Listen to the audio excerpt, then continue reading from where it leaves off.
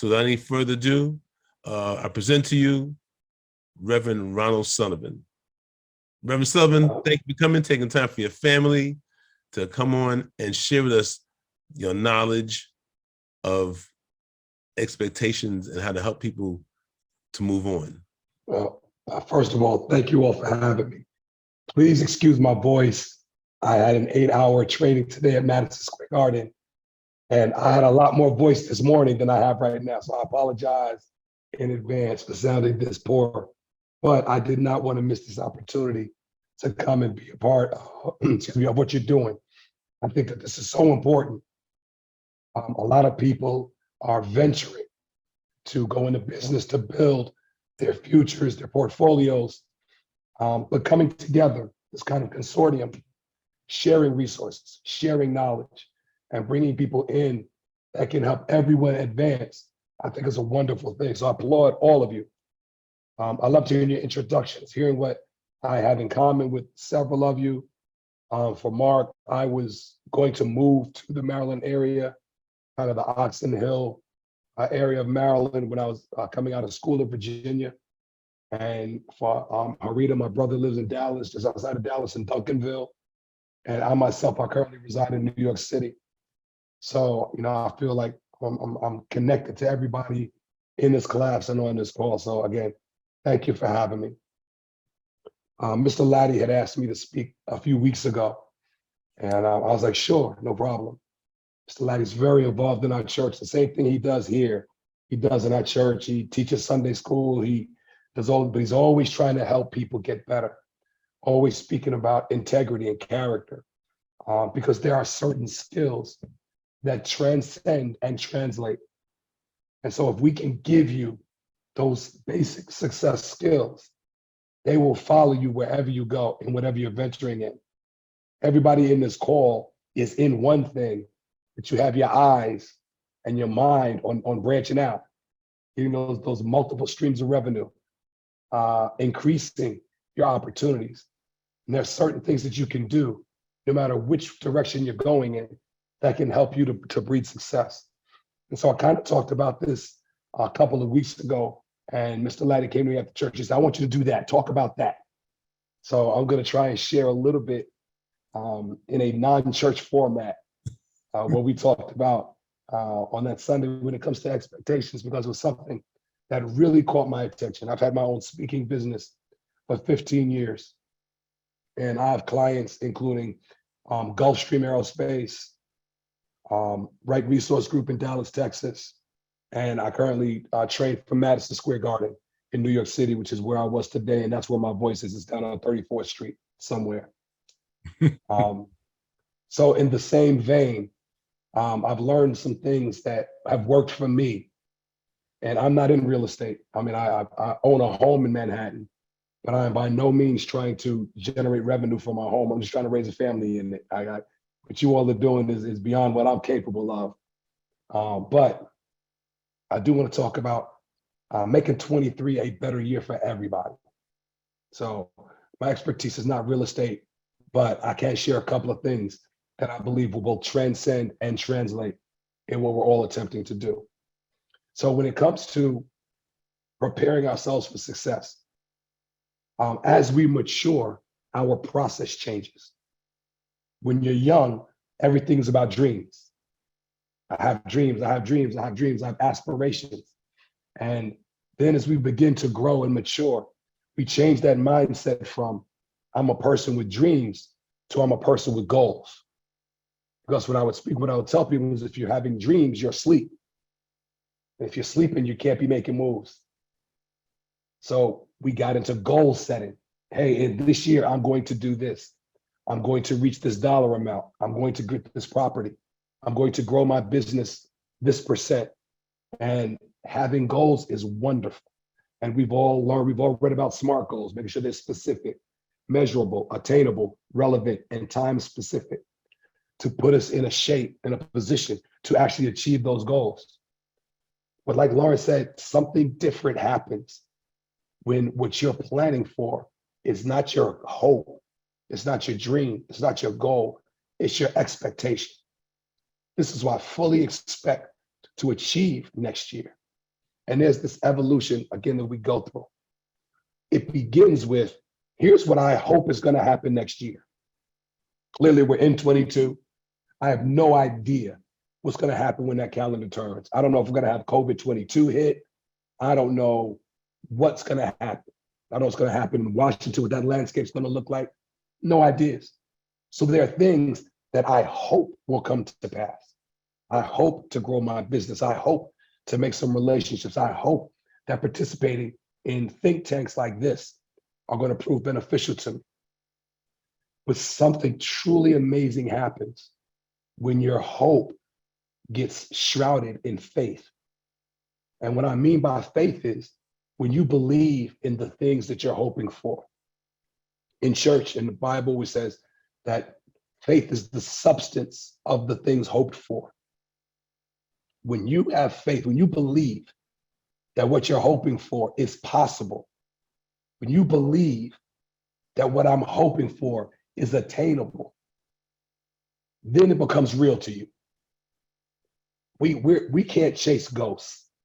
It has got to feel real. It has to feel tangible. It has to feel attainable, or I'm not going to take the necessary steps that are going to help me get to that goal. They're going to help me reach that point. A lot of people hope to hit the Powerball. They spend their $2. They hope they're going to, $2 is going to turn into 200 million. That's their hope. But they don't believe it's going to happen. They don't believe it. They're just saying, I can risk $2. That's nothing to lose. And I hope that out of the 7.9 million numerical combinations, that this time they call mine and nobody else's, so I can get the whole 200 million to myself. But that's a pipe dream. That's a hope. You don't go out and put cars and real estate on retainer expecting that 200 million to come through. It's a long shot.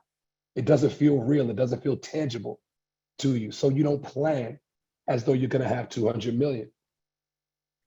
But the things that you honestly and truly believe you can do, what are the things that you want in 23 that you believe you can accomplish in 23?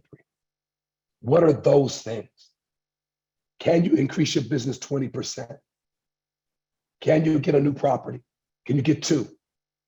Can you get a new client? Can you get new tenants? Can I open another stream of revenue? Can I do the things in 23 that I hope happen? If you believe that you can do those things, now they become real to you.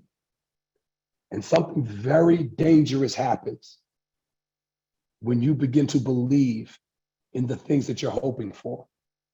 Once they become real to you, once they become tangible to you, once you begin to realize what is truly possible for you to accomplish, now those begin to become your expectations.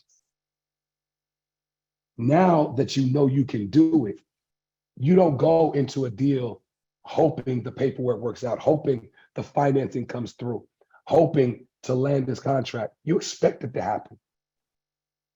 And now you move with a different sense of purpose because you don't hope that this opportunity is for you. You believe that it's for you.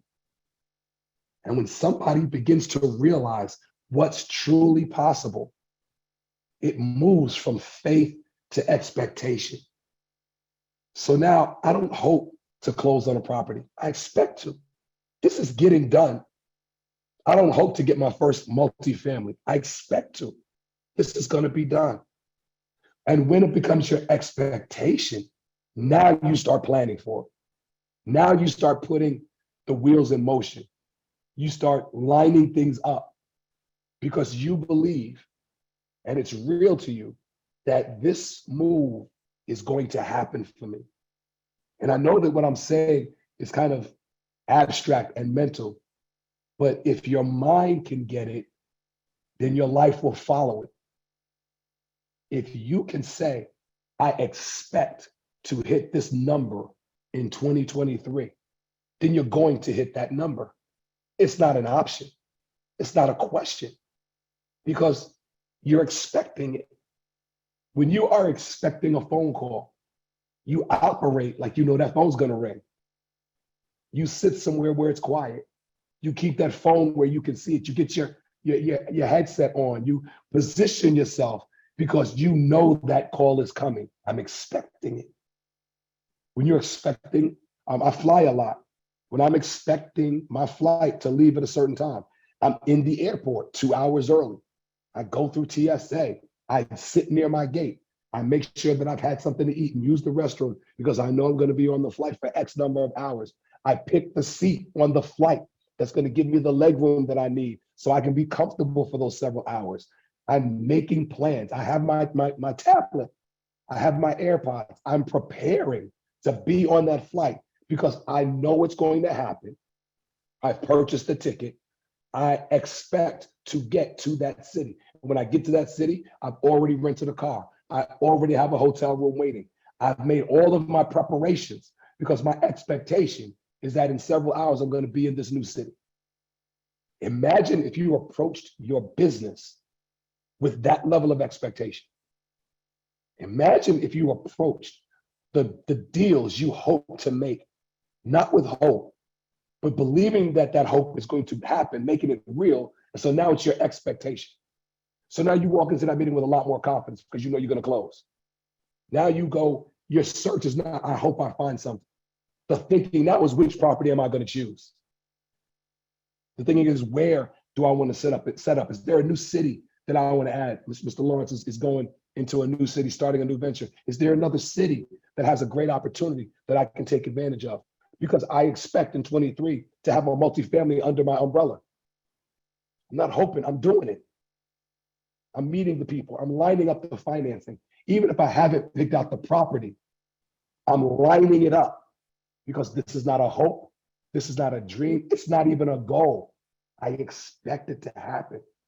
So now I walk with a different level of conviction in what I'm doing. Several of you came on tonight and you were saying, well, I'm looking to go in this direction. I'm looking to add this. I'm looking to do that. And I promise you this, if you would change that mindset to I'm expecting this to happen in 23, your approach will change. So your outcome will change. If you want things you don't have, you have to move differently. If you will only do what you've always done, then you will only get what you already have. If you want to add to what you have to do more. You have to move differently. You have to move with purpose, with expectation.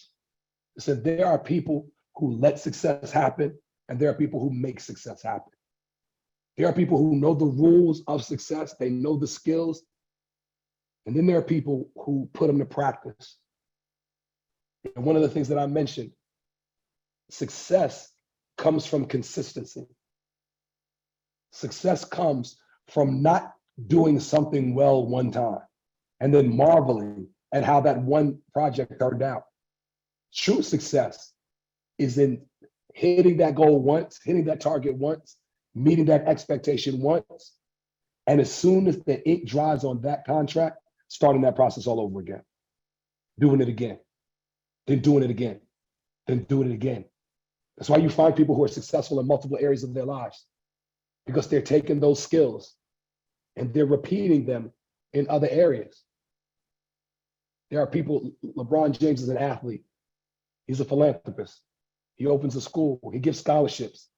He has a sneaker brand. He's all over the place. He has an entertainment company. He's all over the place. And you know what? They all work because he approaches everything with the expectation that it's going to work. Failure is not an option because my expectation is that this project's going to work. He didn't graduate from college. He went from high school to the NBA. But along the way, he surrounded himself with good people. He put a team together, and that team got educated. And the things they said they were going to do as teenagers, the things they hoped could happen when they were 15 and 16, said, oh, it would be so cool if you could make it to the NBA, and I could be your agent, and I could be your business manager, and I could be your attorney. They went from hoping it to watching him get drafted first overall in the NBA, which is as big a long shot as hitting the Powerball. And they watched him Say, okay, now that I'm here, you go to business school and you go get your accounting degree and you go register as an agent. And let's take those things we hoped for when we were teenagers, and now let's do those things. And now his friends are the most powerful agents, accountants, and attorneys in sports and entertainment. Why? Not because they hoped for it to happen, but because they believed they could do it. And that belief turned into their expectation. And then falling short wasn't an option. They knew it was going to be there. And there's nothing that keeps you from being that same person. There's nothing stopping you from saying in 23, this is what's going to happen. And if you expect it to happen, you will take every necessary step, every class, you'll meet the people you need. You are going to move with so much purpose that it can't not happen. So when it comes to setting expectations, it does begin with having some hope. It does begin with wanting something you don't currently have, because you can already get that. You've already done that. And everybody on this call wants more in 23. That's why you're in this group. So how do I get more? First, hope that there's more out there for me. Is there more out there for me? Absolutely. Now I need to begin to believe that the things I'm hoping for, I can achieve. I have to believe it. If I don't think it's possible, it will never happen. Because as soon as you hit obstacles, as soon as you hit a snag, you're going to let go. You're going to stop. Because in the back of your mind, you were looking for that snag. You were already thinking, I know it's not going to work. So I'm just waiting for the validation that this is going to fall apart. So at the first sign of adversity, you're going to let go of the rope and let it fall. Because you were expecting it to fall. But if you believe this, if you believe that what you're hoping for, you can do, and now that's real for you, now your expectation means I'm going to hold on to the rope when the wind blows. Because I know the wind's going to stop, but I'm not. My expectation is to hit this mark. I'm not hoping it. I started with hope, but I covered it in faith, my belief. And then it became, I realized it was possible. And once you know that you can, that's when you become dangerous. That's when you start setting goals and you start setting expectations. Goals may or may not happen. Expectations have no choice but being achieved. So the question you have to ask yourself, what do I honestly and earnestly expect from myself and from my business in 2023? What can I see happening? What do I believe I can accomplish? And what will I move from today until the ink dries on the contract to reach that expectation? And immediately be ready to run it back. Be ready, on to the next one. You can't sit there and applaud. Yay, I did great. No celebrating. Success don't stop. Success is uphill all the way. There are no resting places. There are no plateaus. There is no room to celebrate. Let other people celebrate you. You keep working. You keep grinding. It's on to the next one. It's a mindset. It's a cycle that doesn't stop. That's how growth happens. You can't take some time off to appreciate how wonderfully you're doing. Because when you stop moving, somebody's running right past you. That building that could have been yours, somebody just signed the deal on it because you were appreciating what you already have. Look at my beautiful place. I'm doing so well. Meanwhile, that multifamily you could have had, somebody else just snatched. Can't stop. You can't stop. Expectation is that I'm going to continue to climb. I'm going to continue to move uphill every day. When my children took karate, they had to say a mantra every day.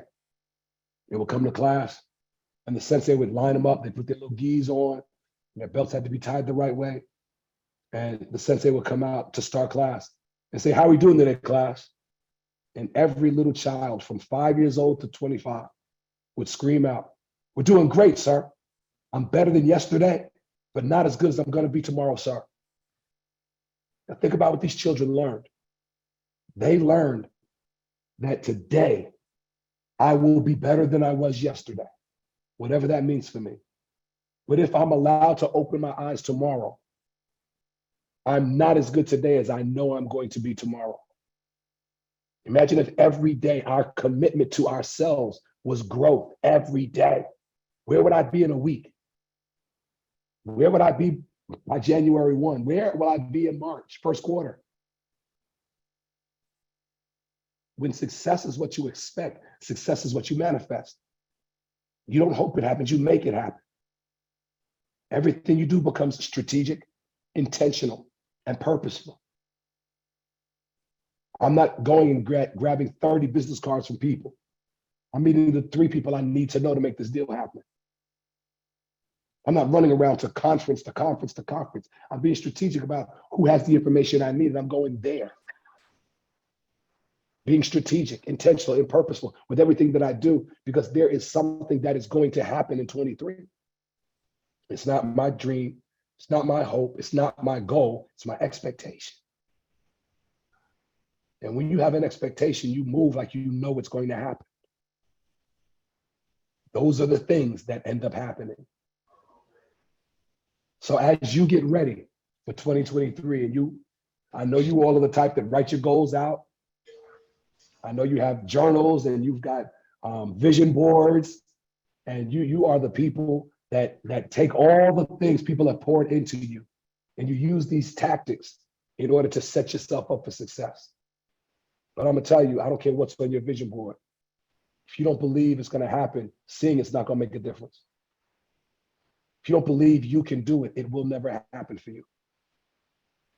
So you've got to take those things that you're hoping for, those goals you're setting for yourself, even though you're following the right process for your goals.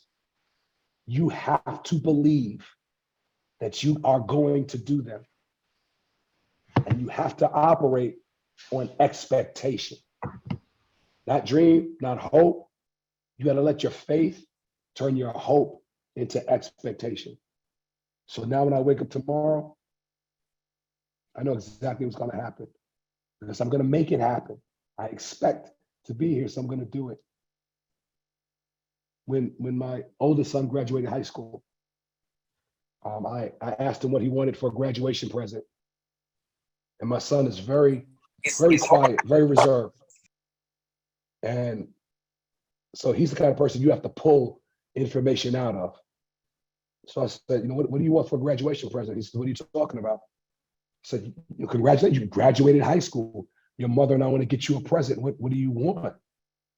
And he says, I haven't thought about it. I'm like, man, come on. Every kid looks forward to that graduation day. You look forward to your cap and gown. You know which people you're going to invite. You're looking forward to the dinner afterwards. Of course, you have an idea of what kind of graduation present you want. You probably thought about it for 3 years. He said, no, actually, I've never thought about it. I said, how is that possible? And he just looked at me and he said, wasn't I supposed to graduate high school? My expectation was to be here. I'm not looking to be rewarded. I planned to be here. I knew I would be here. I don't expect you to pat me on the back for doing what was inevitable. Change your goals into expectations by believing that they're going to be done. And when you get there, you won't be shocked. You're not going to look around like, how did this happen? You'll know how it happened. Once this is ready and focused, nothing's going to stop you. So my word for you for 2023, today, think about what you're hoping is going to happen. Then take that list of things you hope is going to happen and ask yourself, which things do I truly believe? Which things do I honestly believe I can do? When you believe in those things, they're going to be real for you.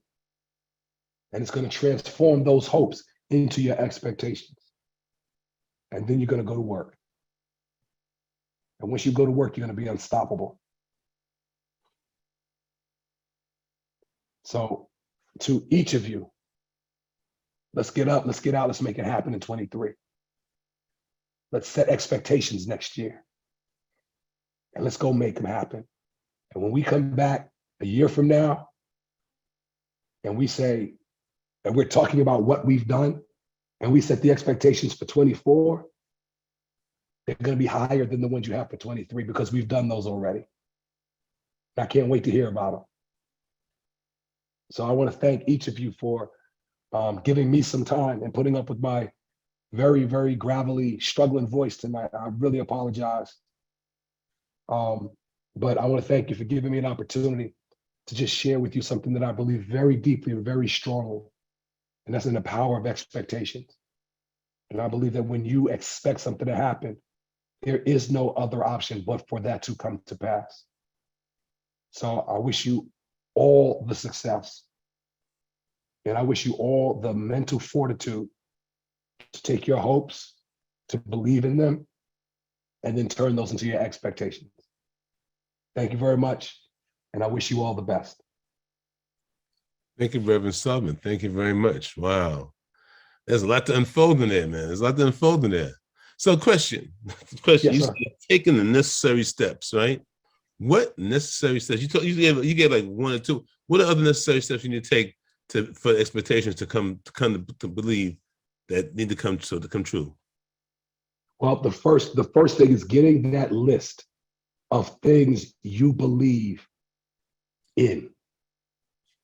Right? What are the tangible? Powerball is not what you believe in. If it gets high enough, you may throw $2 into it. Because why not? But what are the things you believe you can do? Mm-hmm. Right? If you're telling yourself now, here's some things I'd like to do. So I'm going to spend 23 building the requisite skills so I can position myself to one day make those happen. The question is, do you believe you can make that happen? Because otherwise you're spinning your wheels. People take all kinds of classes and certifications with the hope that it will turn into something. What do you believe? What becomes real for you?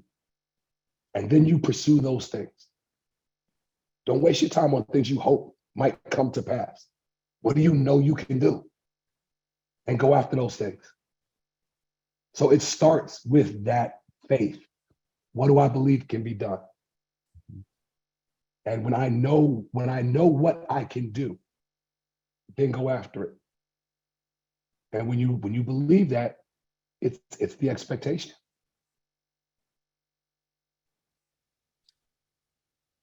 Angel, look at something to say, Angel. Look at a question to ask.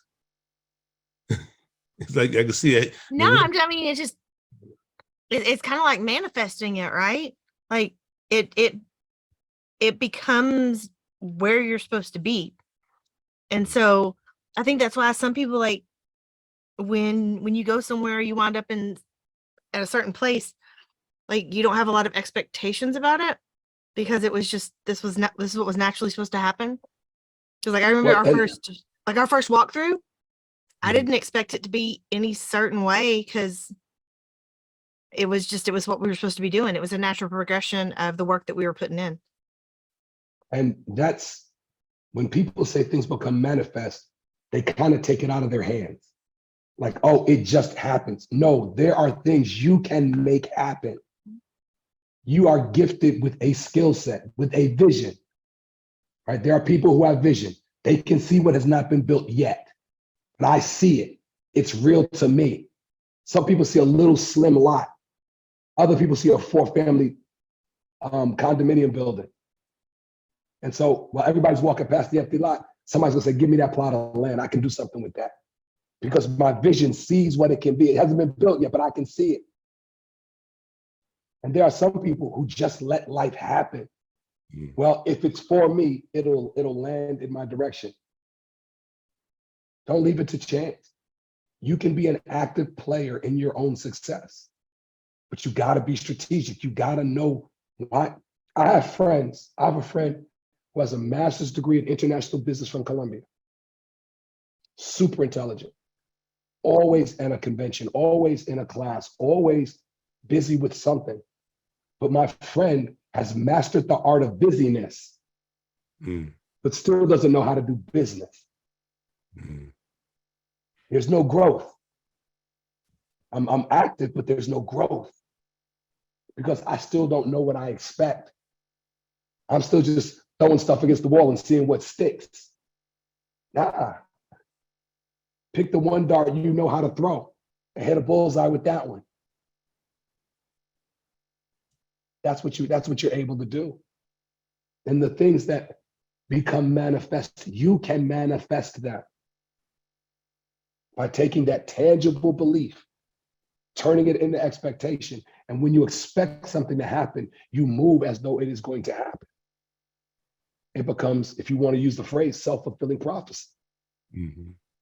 Because now I didn't wind up here by accident. I chose to be in this space. I chose to be around these people.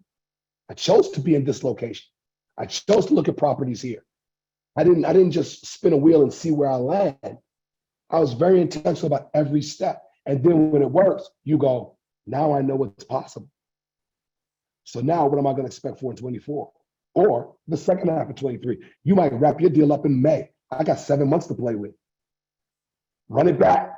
Run it back. Don't stop. Because now you know it works. So there is an element of manifestation there, but it's controlled manifestation. It is intentional manifestation. You don't have to hope it happens. You can make it happen.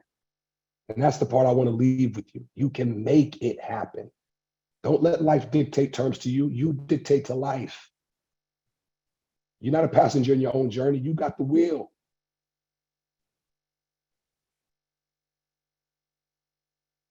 Exactly, intention. That's what it's all about. It's not an accident. It's not an accident that certain people are successful all the time. They're not lucky. They're creating their luck. It's intent. It's also positioning. When I played 9 years old, started playing Little League Baseball, and I was a center fielder, and I was given a certain bit of information by my coach. At 9 years old, you put your best athlete in center field. I'm not saying that to say I was a great athlete. I just happened to be the center fielder of my team. And so the coach said, Ron, here's how you play center field. First of all, anything you can reach is your ball. I don't care how close it is to the left fielder or the right fielder. Anything you can get to, you're the captain of the outfield. Every ball is yours, unless you defer to somebody else. So I love that. I love being a joke. I love that everything was going to be mine. But he said, you know what good center fielders do?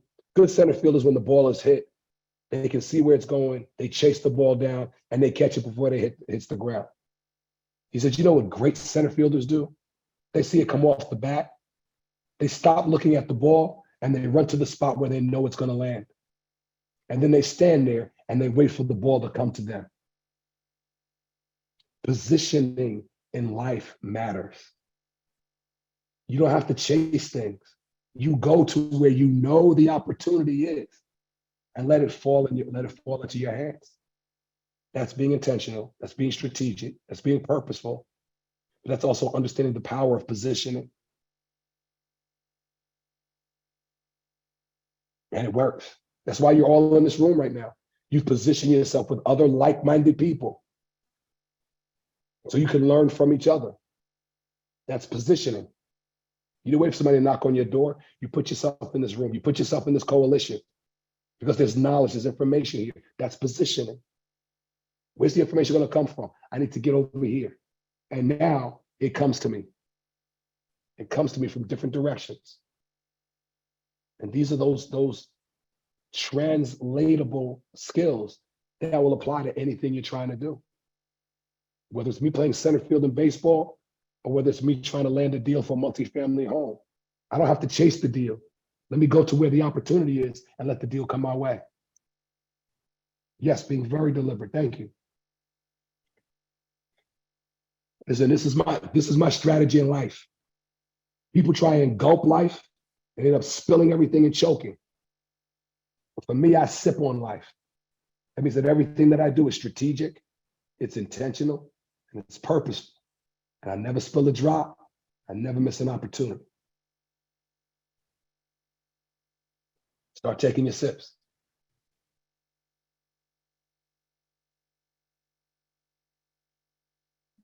I like that.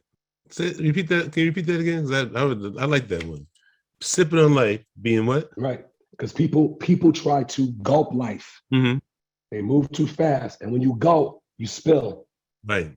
make a mess. Doesn't work. But instead, if you take your time and you sip life, Mm-hmm. and by sip, I mean be strategic, be intentional, be purposeful.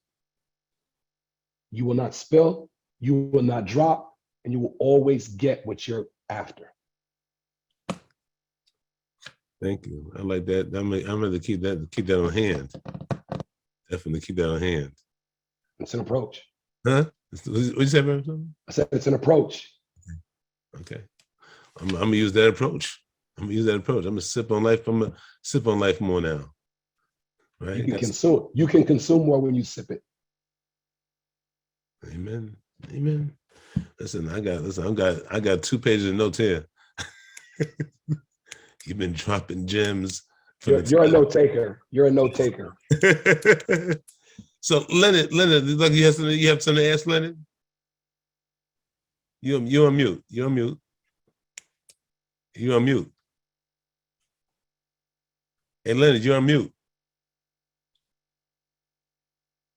I said I was just grabbing hold of every word my brother was sipping out at me, just dripping out of his mouth. Okay. Hearing that type of knowledge and action, so to speak, is definitely a motivator for anybody who have any type of self-drive. I'm an athlete, post-athlete at heart, played sports all my life, and I can relate to the baseball and in comparisons to football and basketball. And now I'm in a transition. So I got a question for the speaker. So I'm 44, and so I've had a great life, made some great decisions, I think, and I have a beautiful family. And so I had the opportunity to work in a very sophisticated, high affluent area where I'm living. And so it's almost like a lid was lifted financially, you know what I mean? And so because I think we all at some point had some type of something happen in your life that gave you that hope, that gave you that drive, that gave you that go get it. No matter what, I got to get it. I can't sleep on it. I can't be lazy. And so I'm in a transitional period right now in my life where I had a job, J-O-B. That's a justifiable opportunity to be blessed. And there's nothing wrong with a job. We live off that, and so, but at the same time, that vision, and I tell people vision, a lot of times if you don't do anything with it, it will definitely kill you. But my question to you, my brother, how do you motivate a person that had been cut down, so to speak? I won't say wounded, so to speak, but cut down, because when you get up, people realize that you're a giant, right? Mm-hmm. They understand your stature, like, man, this guy is, I never saw this before. So when you get up and you do your thing, you meet this resistance a lot of times. That we all have these resistance that we run into, whether it can be a banker, but I'm just saying, you just keep going to other bankers. But my question is, how do you motivate that guy, man, who that have all the tools, I would say, but doesn't lack confidence, lacks drive, not drive, distractions. Okay. So what I need to get that person to do is change their focus. One of the things that I tell people is that the difference between a bad day and a good day is what you choose to look at. Because on the worst day of your life, some good stuff happened. You woke up, you encountered some people you love. On your worst day, there were some good things. but it was your worst day because all you're thinking about is what went wrong that day. So what I need to get that person to do is change their lens. And I ask them to change it with one question. What's your passion? Mhm. What do you love so much that you can't not do it? Why do you get up every day? Mm. Why do you want more? If I'm blessed, I have a good life, I have enough. Why am I pursuing more? What drives you? What drives me? For example, my passion is my children. And what I do, it's not just to give to them, it's to set an example for them so they can soar past me. I need my sons to watch me get up and go to work. I need my daughter to see how I treat all the women in my life. Everything I do is intentional because I want my children to see me do that. That's what makes me do what I do. At my age, trying to go to the gym because I want my sons to see that I'm never giving up on my life. Me personally, I don't really care if I'm not trying to walk around with no shirt on. But I need them to see that I'm not giving up on my life. That drives me every single day. Even if I wanted to give up on myself, I can never give up for them. When I'm ready to sit down, I get up and take another step because of that. So when I got that kind of motivation driving me, I'm never going to sit down. If you will pursue your passion, you will collide with your destiny. If you are trying to figure out why you woke up today, ask yourself, what do I love? And spend 90% of your time inside of what you love, and it'll become crystal clear. That's why I should be working hard. That's why I should be adding on to what I'm doing. Because this thing that drives me, this thing that moves me, it won't let me sit down. It won't let me hang out on the sofa. It won't let me ignore a good book that I could be reading. I can't not act on it. So if you watch a person who is living on passion, you will meet a person who can never be stopped. Yes, we're going to hit obstacles. Yes, we're going to hit obstacles. But you know what? I'm going to press on. Because as tired as I am, as beat down as I am, as frustrated as I am, I would give up on me, but I never give up on them. That's good. So I would tell that person, I would ask that person, what's your passion? Not what do you like, what's your passion? That thing you love so much, you have to act on it. And if you let that be your driving force, you'll never run out of fuel. Wow. I can lose my voice, but I'm still here and I'm still speaking. Because I care about watching other people get better. Wow. And there was no way I was going to call and say, I'm sorry, I can't make it tonight. I'm going to give you all 100% of the 20% of voice I have left. Live in your passion. Good stuff. Good. Thank you. It was good. Thank you very much. Mr. Gray, where are you from? Birmingham, Alabama. I only asked because my family in South Carolina, I come from the Grays. Wow, that's heavy. My So father. I heard a little Southern accent and I saw Gray. And I said, this man right here is sharp. He might be Ken. Let me check on him. Let me check his credentials. Yeah, man. My dad's from St. Pete, Florida, and so kind of got misplaced early on in his life, and family kind of busted up a little bit and never reconnected. So don't have no clue about any details about his family, you know. So yeah. My father's family is similar. The Grays are on my mother's side. And we have a huge family tree. So wow. we might have a little family connection there. I would not be surprised one bit.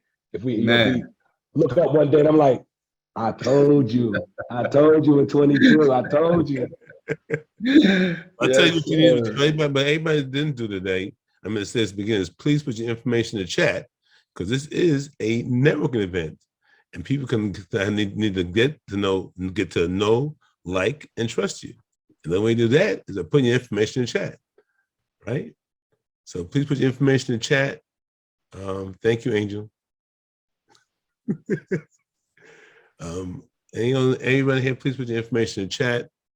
Does anybody have any questions about how to use your expectations, your belief to get to where you need to go for 2023? A question from Reverend Sullivan. And I'm just going to remember that, if you're pursuing your passion, you're going to find your destiny. That's insane. I wrote that down. Dr. Bertice Berry, I heard her say that about 14 years ago, and I've been repeating it ever since. It's so amazing. I wish it was my original, but I got to give credit to Dr. Bertice Berry. I heard her say that, and I've never forgotten it. And I quote it as often as I can. If you pursue your passion, you will collide with your destiny. I think that's incredibly powerful.